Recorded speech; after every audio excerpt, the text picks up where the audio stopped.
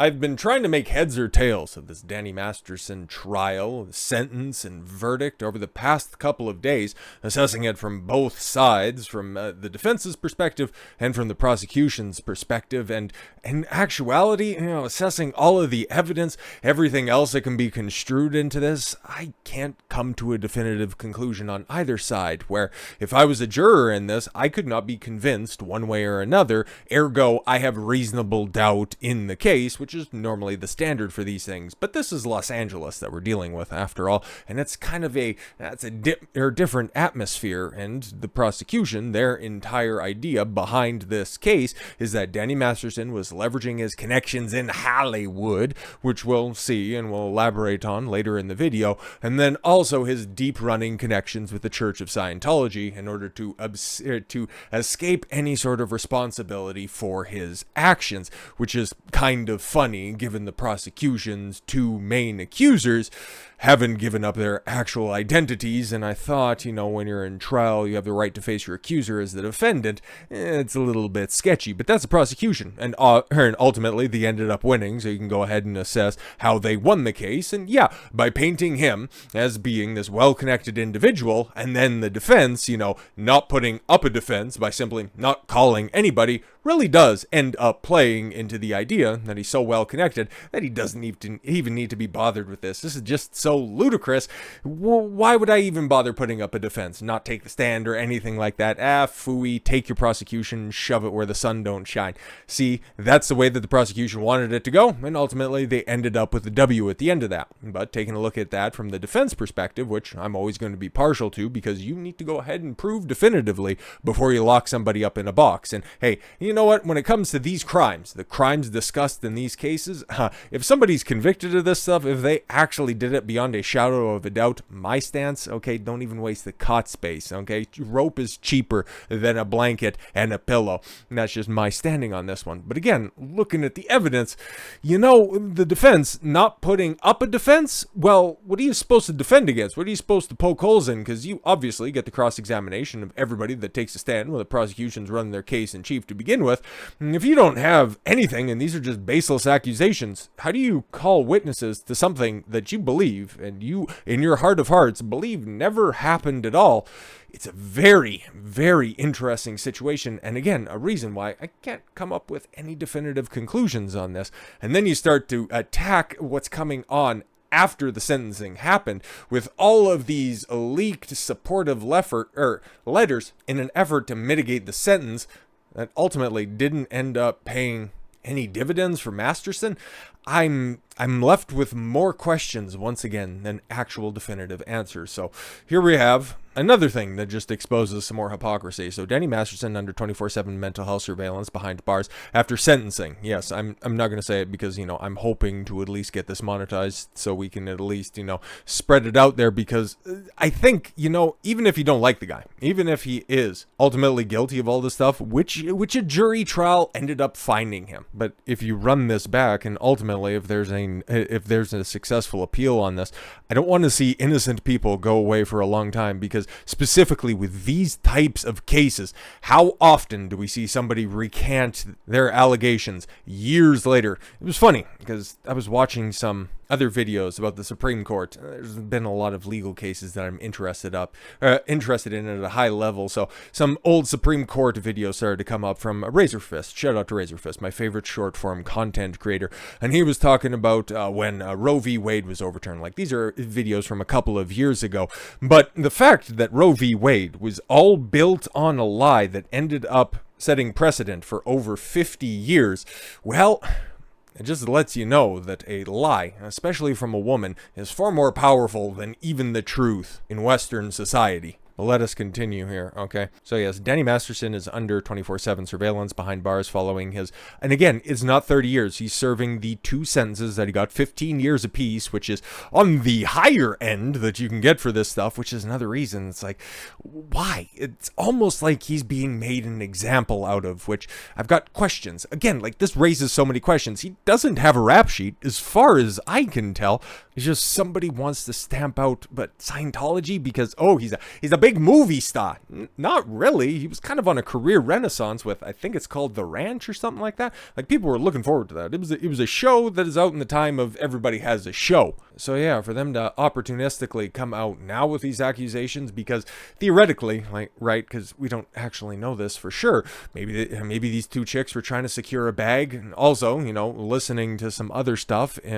And shout out to Fresh and Fit on this one. They had one of the lawyers, a part of Andrew Tate's legal team right now, basically systematically break down all of the additional lies, some of which I knew because shout out to the source and, reached out to me, and I did a video on about Emma Ida Gabby, the ringleader in all of those incredibly false accusations and her entire back history of lies. It was all predicated on the fact that she couldn't secure long-term security, so she just decided, screw it. Like many times before, I'll just end up lying to the police and then later recanting it later so that she can continue to go forward. And the Tate brothers, Tristan was the one who ended up flying her out. He was the fifth victim of this chick. So there's a high degree of probability this is just another one of those same type of situations. That's why I'm saying this entire situation is definitely, it's been front of mind for me, because, hey, they can just go after somebody like this and now throw them away for 15 years off the back of laughable evidence. I don't know, man. Masterson, 47, is being monitored for signs of mental distress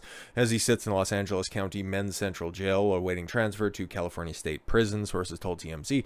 His surveillance includes around-the-clock monitoring along with cell checks by prison guards every 30 minutes. Great, so you're in solitary confinement and then you just get checked on every 30 minutes. That'll be incredibly great for your deteriorating mental health, which I always thought that these leftists, they cared a whole lot about, but no, he ended up running afoul of the major tenet of leftism, believe all women. So, you can go ahead and just scurry the rest of your principles. Oh, he's going through a mental health crisis because he believes in his very soul and that he did not commit these crimes. But, he's a bad man. He's a straight white man. He bad man. Should he show any signs of dangerous mental distress, he would be immediately transferred for a medical exam, sources say, despite the cautionary measures. Masterson's attorney, Sean Hawley, told TMZ that he is mentally sound and confident he will win an appeal. Hopefully, man. But yeah, because right now he's staring down the barrel of a very, very long prison sentence, not being able to see his kid grow up, which would be justified if he did the crimes. And again, I can't throw away that is a very likely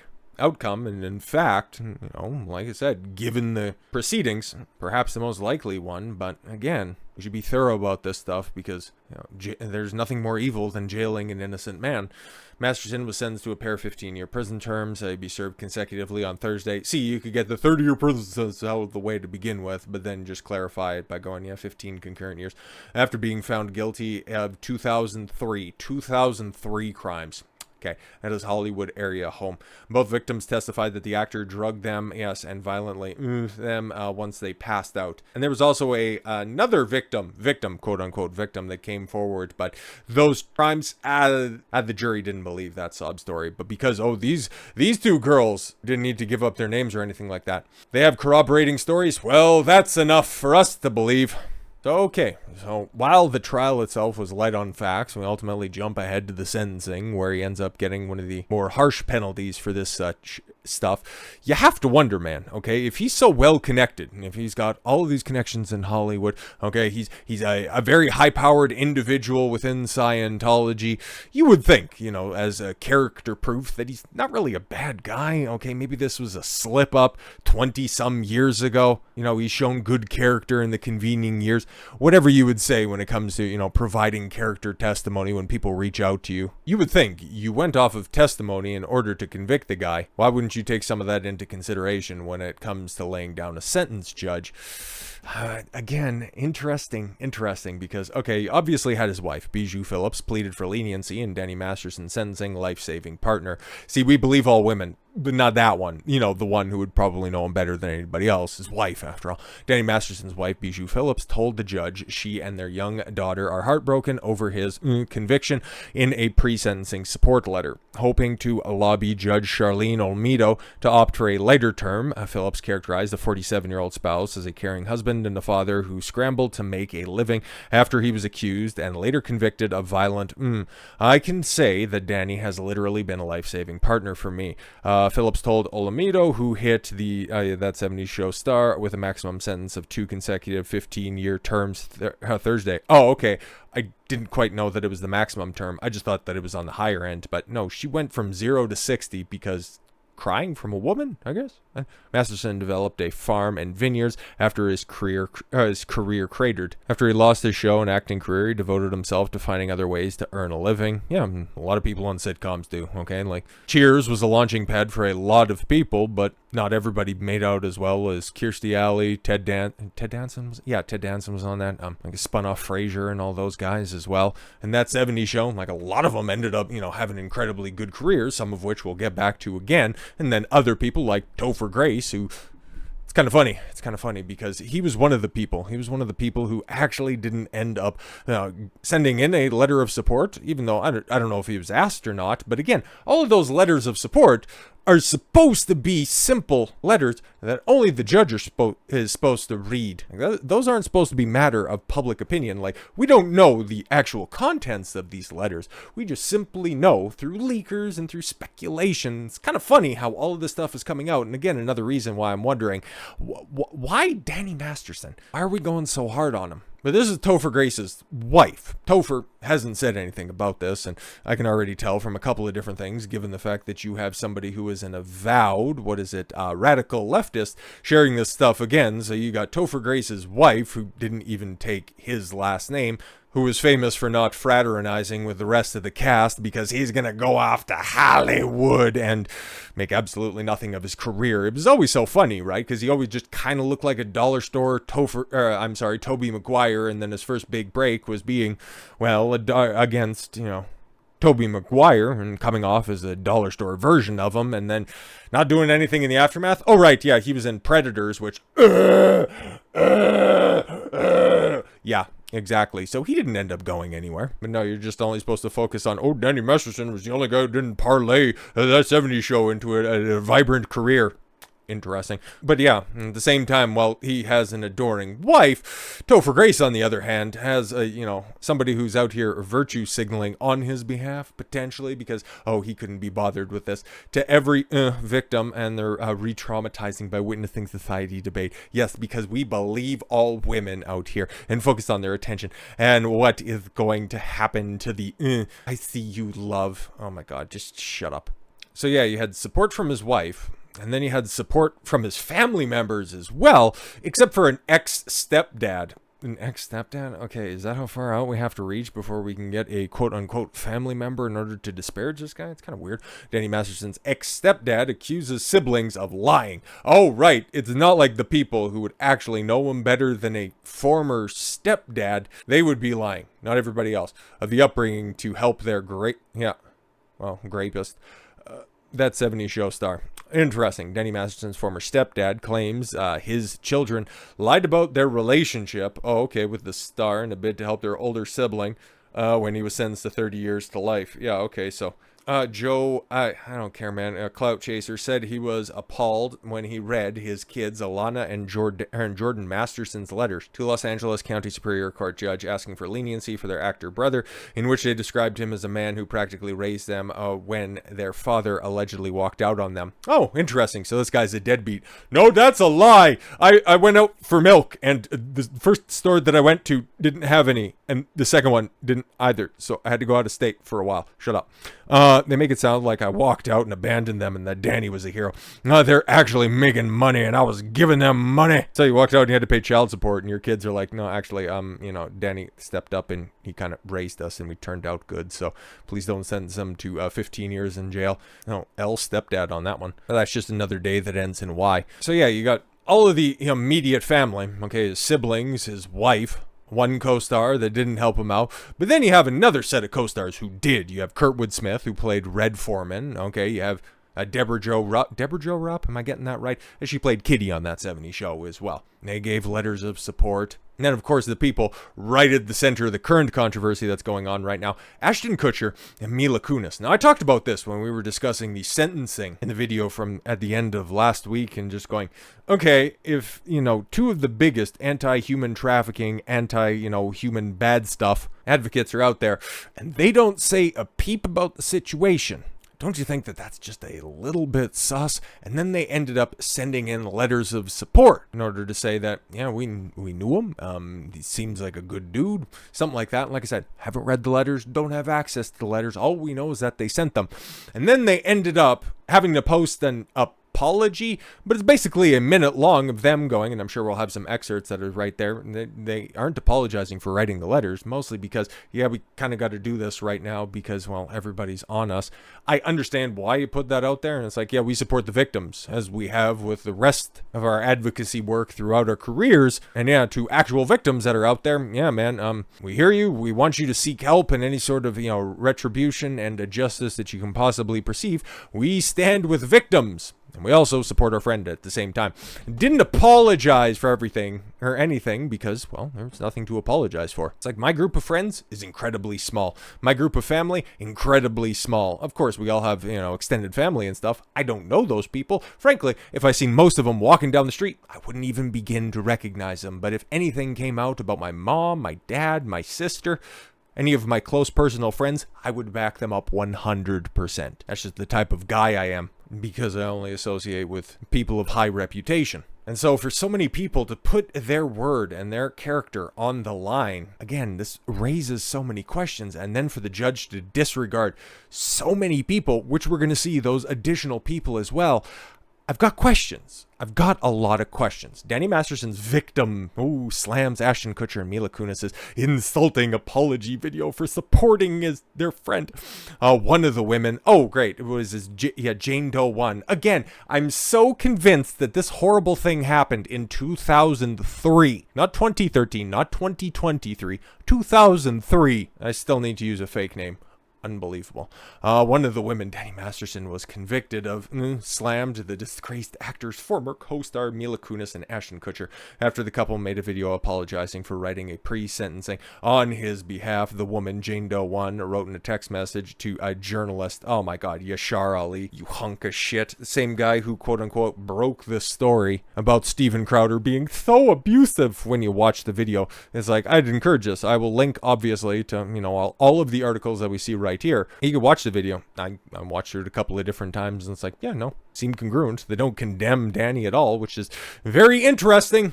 Very interesting. They just said that they were reached out to, and can you write a character letter about somebody that you've known over the past 25 years? Would you be all right doing that? And then they both were more than willing to do so. This video was incredibly insulting and hurtful. Oh, yeah, exactly. Probably just going to end up suing them as well and trying to put them in jail, you trifling whore. My hope is that they learn a radical accountability. No, you're just going to try to cancel them off of this, you fucking creep. And the importance of self-education to learn to keep their privilege in... I hate her. I hate her so much. Especially Ashton, who claims to work with victims of sex crimes. And as to Mila, I can only think time's up. Yeah, no, see, exactly. Very funny. They're just trying to cancel anybody. Don't ask questions about this. Don't you even look at the appeal because we have evidence. Didn't provide any during the trial at all. But no. She will just continue. This quote-unquote Jane Doe, whatever it is, Jen B or N Trout. They will just go ahead and operate from behind the scenes and go ahead and, call for the cancellation of anybody who decided to stand up for their friend. Fuck you, bitch. Kunis and Kutcher, they put Kutcher, but, whatever. We don't need to get everything correct about this. Who starred alongside Masterson for years on the sitcom, faced immense backlash for penning character letters in the Los Angeles Superior Court, judge, whatever, in hopes for a lesser sentence. The response to video, or the couple posted on a video on social media acknowledging the pain that has been caused by the character letters that they wrote on behalf of Masterson and pledging their support for, SA victims. But yeah, not apologizing for writing the letters because you don't have anything to apologize for. After the sentencing, Kunis and Kutcher's controversial letters to the judge were made public. Interesting. Why would you do that?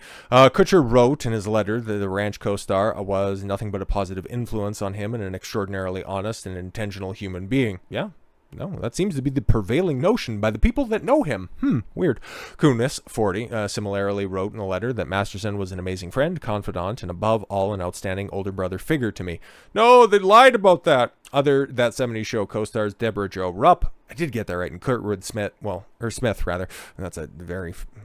notable name, also wrote letters in an attempt to lessen Masterson's sentencing. Masterson was found guilty in May following a mistrial in November of 2022 in what was a hung jury in the November 2022 trial. While three accusers came forward, one of the cases was ultimately dismissed. Yeah, exactly. Weird, because, okay, if that one had even less evidence, like what? And it's like, yeah, Danny Master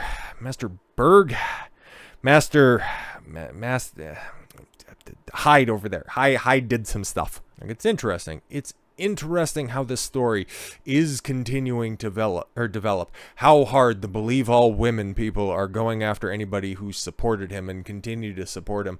I find all of this stuff very interesting, and obviously, if he ended up doing the crimes, if he did, and like he's being convicted of, there's no punishment steep enough.